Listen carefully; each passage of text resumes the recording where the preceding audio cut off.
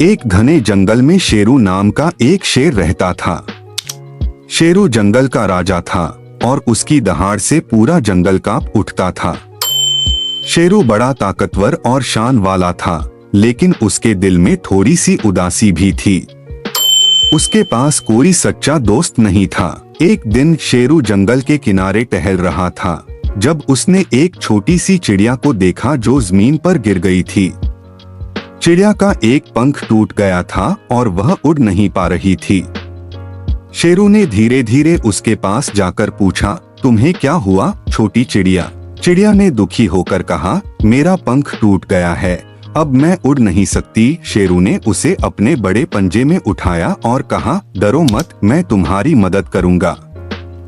शेरू ने चिड़िया को अपने घर ले जाकर उसकी देखभाल की। उसने चिड़िया को खाना दिया और उसका पंख ठीक करने की कोशिश की। धीरे धीरे चिड़िया ठीक होने लगी और उसका पंख भी सही हो गया।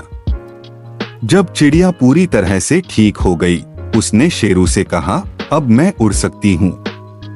धन्यवाद शेरू। शेरू मुस्कुराया और कहा, मैं खुश हूँ कि तुम ठीक हो गई हो, लेकिन क्या तुम मेरी दोस्त बनोगी?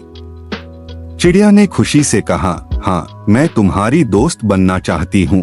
और इस तरह शेरू और चिड़िया अच्छे दोस्त बन गए।